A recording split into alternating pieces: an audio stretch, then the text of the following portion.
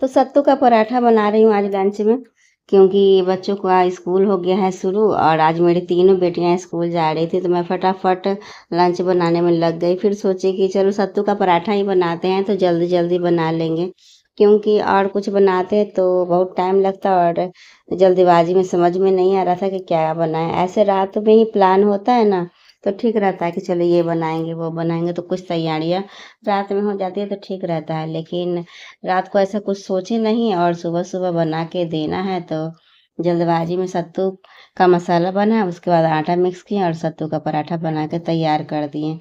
तो फिर मेरी कोई बेटी बोली सत्तू का पराठा खाएँगे, हम तो खाते हैं तो खाएँगे, कोई बेटी बोल रही है मेरी कि हम नहीं खाएँगे। तो ऐसे में बहुत दिक्कत होता है, तो फिर भी हम सत्तू का पराठा बनाए जल्दी-जल्दी और मैगी भी रखा हुआ था, तो फिर उसको भी बनाए और ऐसे करके जिसको जो पसंद था वैसे करके तीनों बेटियों को दे दिए और दे के स्कूल भेजे। काफ़ी दिक्कत उठानी पड़ती है और समझ नहीं आता है, क्योंकि एक जैसा लंच बनाए और तीनों बच्चे खुशी-खुशी ले जाते हैं तो ज़्यादा अच्छा रहता है। लेकिन अगर तीनों बच्चे में से एक बच्चे भी कह दे कि लंच नहीं ले जाएँगे, तो बस समझ जाइए कि फिर आपकी टेंशन शुरू हो जाती है। सबसे बड़ी बात है कि लंच नहीं बोलती है कि ले जाएँगे, तो वो नहीं ही ले जाती है, वो ज़बरदस्ती ले नहीं जा सकती है। क्या होता है कि लंच को छोड़ के चली जाएगी या फिर पलंग के नीचे फेंक के चली जाएगी। ऐसा कुछ होता है हमारे घर का हाल।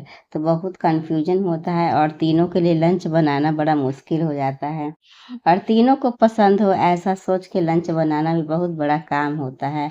और मैं तो माँ हूँ और माँ का सोचना बस यही है कि बच्चे लोग अच्छे से मन लगा के पढ़ें और भर पेट भोजन करें, ताकि उनको पढ़ने में मन लगे। क्योंकि जब तक भोजन पेट में रहेगा नहीं, तब तक पढ़ाई में भी दिमाग नहीं लगेगा।